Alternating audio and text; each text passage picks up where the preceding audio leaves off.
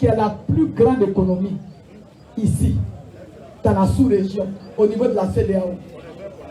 Mais ça là, qui peut faire ce miracle si ce n'est pas Alassane Ouattara? Ça, c'est Alassane Ouattara qui a fait sortir le pays du gouffre pour mettre le pays sur la lune,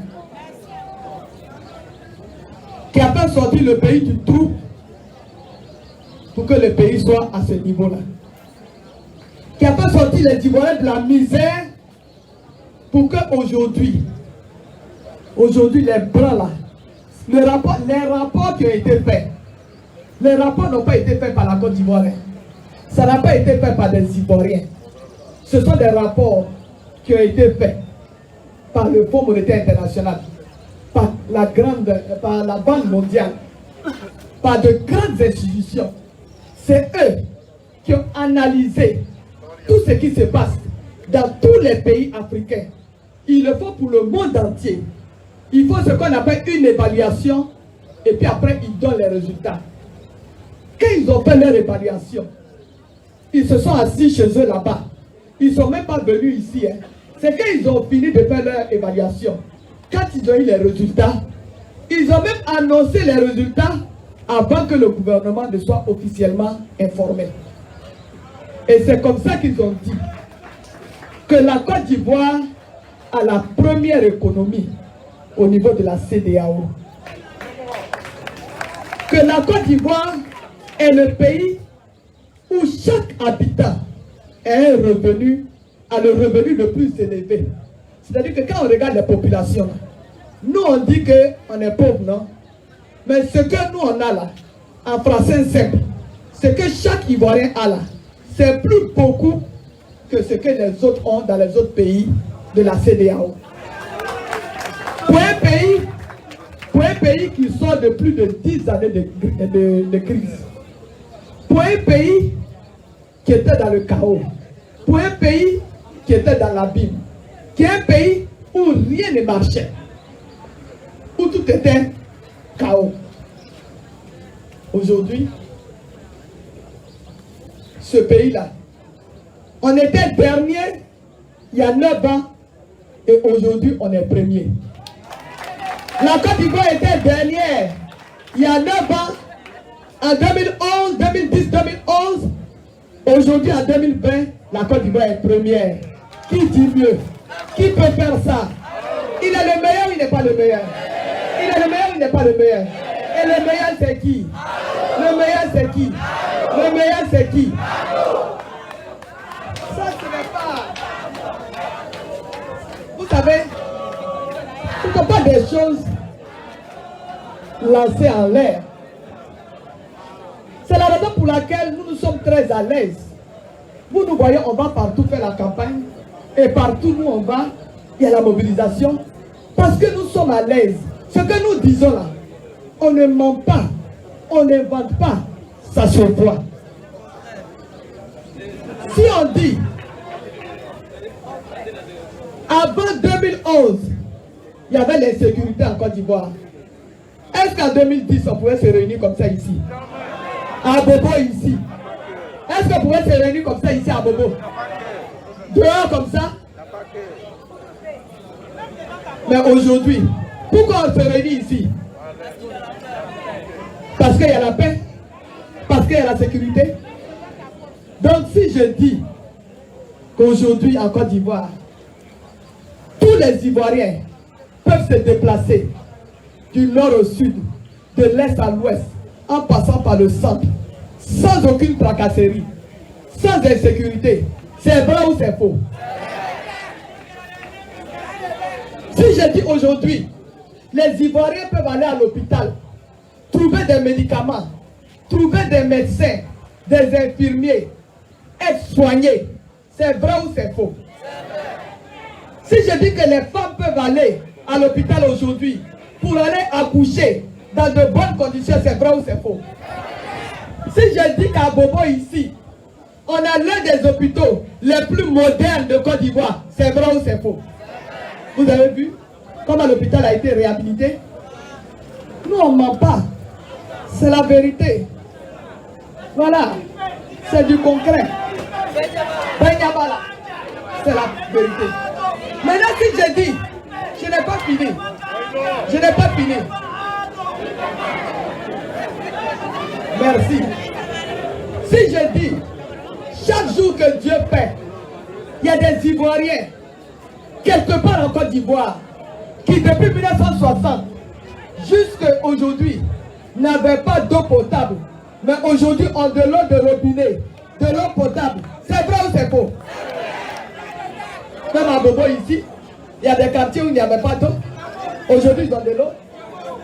Mais si je dis, de 1960 à aujourd'hui, il y a des villages où il n'y avait pas de lumière, il n'y avait pas d'électricité. Mais aujourd'hui, grâce à l'eau, aujourd'hui, ils voient la lumière. C'est vrai ou c'est faux?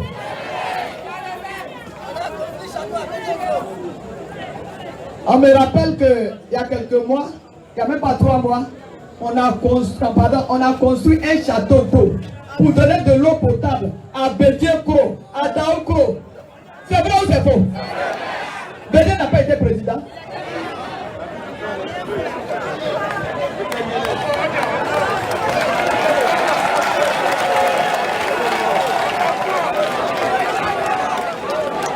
Nous on ne ment pas.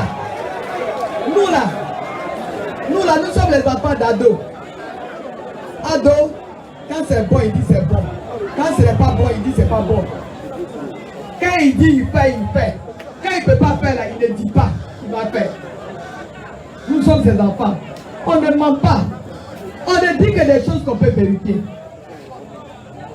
Quand je dis, et ça, c'est moi-même mon secteur, le domaine de l'éducation. Ça là, moi-même je connais. Voilà. Ça fait bientôt 10 ans que je suis à la tête du ministère de l'Éducation nationale. Oui. Au jour d'aujourd'hui, ce que Ado a fait dans le domaine de l'école, d'abord, aucun chef d'État ne l'a fait. Mais je ne parle même pas de la Côte d'Ivoire. On a vu ça rarement dans le monde. Parce que dans le monde, les choses ont été construites petit à petit, d'année en année. Chez nous, pendant au moins 15 ans, tout a été arrêté. Il a fallu que Alassane Ouattara vienne en 2011 pour que les choses changent. Vous savez, avant, en Côte d'Ivoire, les gens ils le savent, on disait que la Côte d'Ivoire était la locomotive de l'éducation dans la sous-région. Ça veut dire quoi? Ça veut dire qu'à l'époque, au temps du président Félix Houphouët-Boigny, c'est la Côte d'Ivoire qui était en tête. Dans notre seule université, là, les étudiants venaient de toute l'Afrique. Même le Tchad, Centrafrique, le Congo, le Gabon, Burkina, Mali, Sénégal, tout ça n'en parlons pas. Après, ça a été le chaos. Alassane Ouattara est venu à 9 ans. En 9 ans, il a construit plus de 40 000 salles de classe. Primaire et secondaire. Ça là, même la Grande France là, c'est pas en quelques années qu'on a construit l'école comme ça. 320 collèges et lycées. Mais on a dit, Assemi a dit, en 9 ans, le président a donné des emplois à plus de 3 millions de jeunes.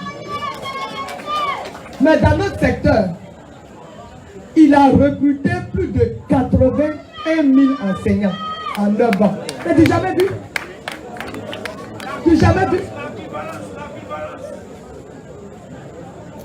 En plus de ça, c'est lui qui a décidé qu'on donne les kits scolaires et puis les manuels gratuitement en Côte d'Ivoire. C'est lui qui a commencé. Ce qu'il a fait dans le domaine, si on veut en parler, on va rester ici. Maintenant, concernant les femmes d'Abobo peuvent le témoigner. Quand vous voyez les femmes d'Abobo, ce ne sont pas toutes les femmes, mais ça vient. Mais la majorité des femmes d'Abobo, plusieurs Plusieurs fois, elles ont bénéficié du fonds PAPSI, le fonds de la première dame. Le président Alassane Ouattara, c'est lui qui a été le premier à créer les fonds sociaux ici. De 1990 à 1993.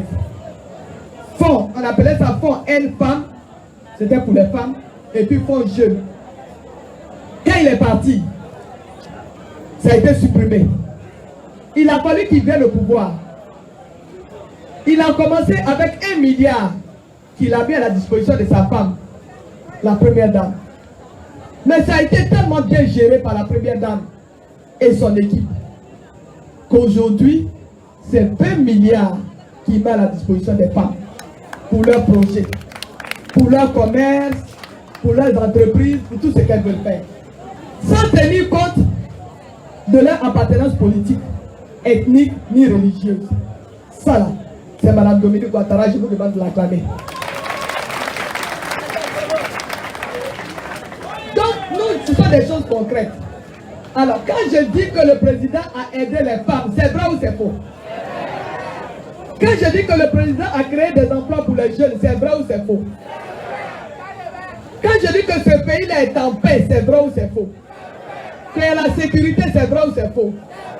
Mais quand je dis maintenant que tu peux partir d'Abidjan jusqu'à Tengrela, jusqu'à Beleba, jusqu'à Bouna, jusqu'à la frontière, en passant par les Aniblekro. Quand je dis que tu peux partir d'ici jusqu'à Mama, jusqu'à Ouagayo, jusqu'à Bayota, sur une belle route, c'est vrai ou c'est faux? Ça se voit? Vous voyez ça? Qui a renforcé le bitume à Daoukro? C'est Ado. Il a construit des écoles à Daoukro. Il a construit une école même à Prépressou. Je sais de quoi je parle, puisque c'est moi qui suis allé réaliser ça. Ça, c'est Ado. Il a bitumé Ouagayo. Donné collège à Ouagayo. Commissariat à Ouagayo.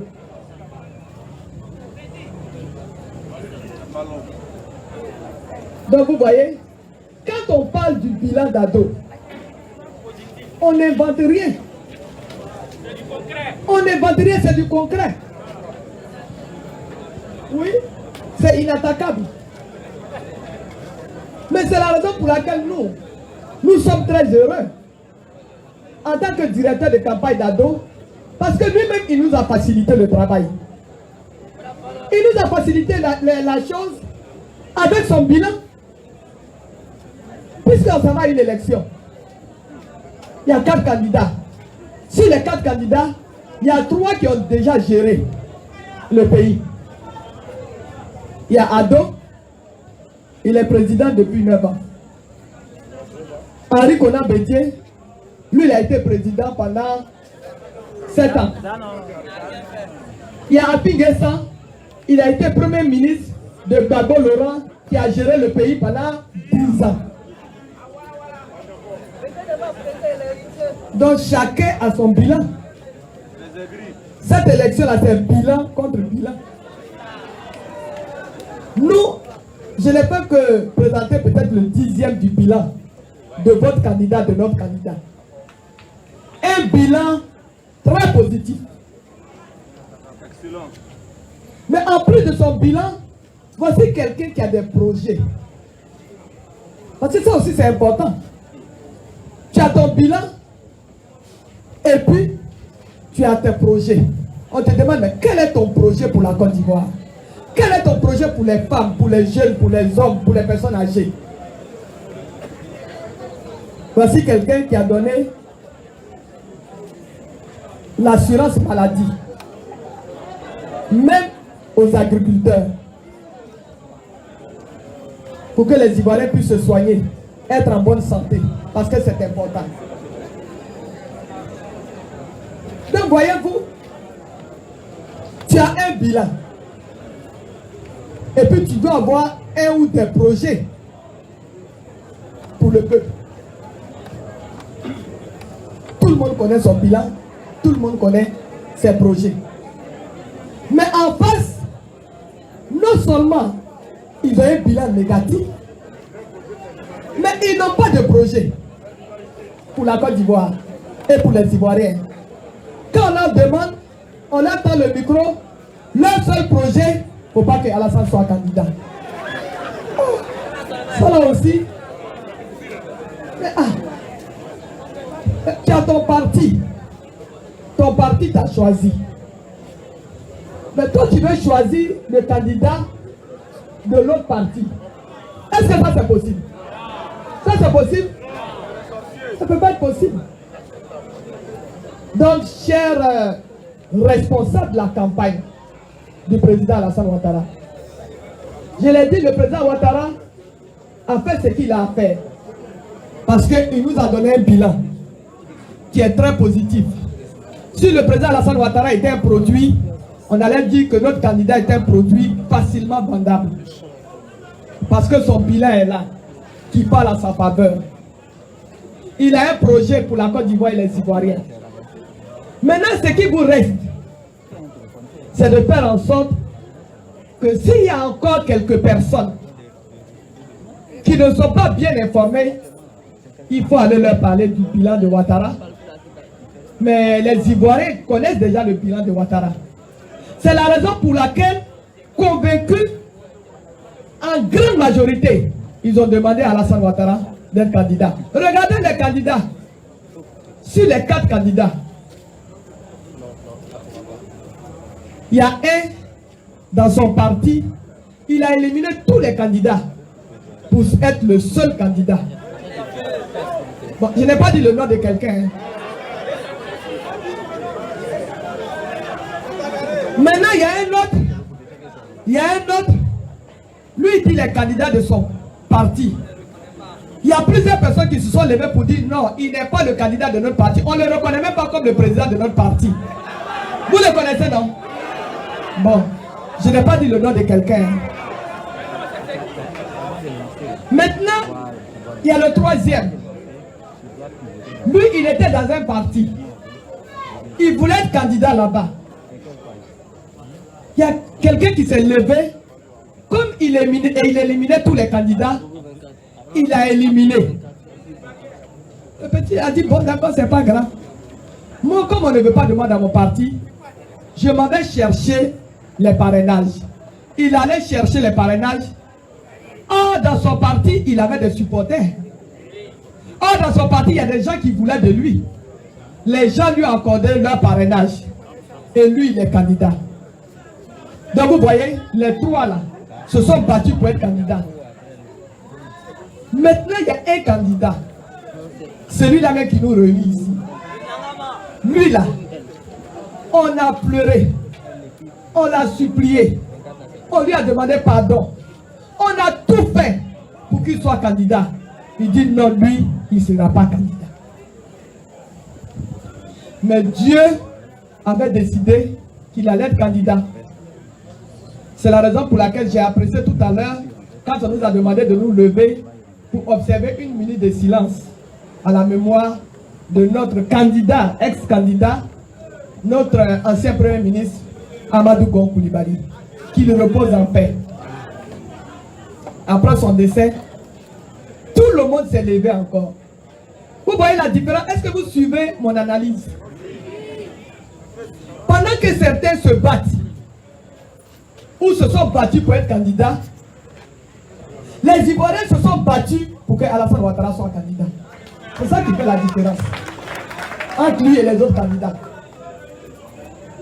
Et vous vous souvenez, c'est au 40e jour du Premier ministre Amadou Gon Coulibaly à Korogo que le président Ouattara a reçu la délégation venue du Tonkpi. Tous les chefs avec leur roi, tous les cadres élus. Et c'est là-bas que pour la première fois, il y a un chef qui s'est levé pour dire, Monsieur le Président, on vous a écouté, vous avez tout fait, vous avez tout dit. Mais Monsieur le Président, faites à cause de Dieu, faites à cause du peuple de la Côte d'Ivoire, acceptez d'être candidat. Et depuis, Je vous assure, chers frères et sœurs, si c'était uniquement les militants et militantes du RHDP qui avaient demandé au président Alassane Ouattara d'être candidat, il n'aurait pas accepté. Mais c'est parce qu'il a vu les Ivoiriens, des rois, des chefs, des personnes âgées, des femmes, des jeunes se mobiliser dans toutes les régions de Côte d'Ivoire. Des personnes de toutes les confessions religieuses se lever pour dire au président Ouattara: Monsieur le Président, on vous a bien compris, on vous comprend. Mais vraiment, pour la Côte d'Ivoire, pour nous les Ivoiriens, acceptez de faire ce dernier sacrifice en étant candidat. Vous voyez la différence entre les candidats? Donc il y en a qui se battent pour venir, on ne sait pas pourquoi ils se battent pour venir, sinon gérer un pays là ce n'est pas facile. Tu as déjà géré. On sait ce qu'il y a dedans. Nous-mêmes on a un petit gouvernement l'ancien. Et puis, si à cet âge, il y a des gens qui se battent pour être président, vous pensez que c'est pour parcourir la Côte d'Ivoire? C'est pour aller construire des routes, des ponts. Voici le président, en 9 ans, il a construit 22 ponts. Ah, vous avez vu ça? 22 ponts qu'il a construits. Mais le plus beau là, tout le monde voit, ça porte le nom de quelqu'un. Le 3e pont. Les échangeurs. Non, on ne va pas enlever. Non, on ne va pas enlever. Parce que Ado, quand il donne, il ne reprend pas. Voilà. Lui, là, quand il dit, là, il ne se rétracte pas. Il ne dit pas quelque chose aujourd'hui, puis autre chose demain. Il n'est pas comme les autres. Il est différent des autres. Ce pont là va continuer de s'appeler le pont Henri Konan Pétier.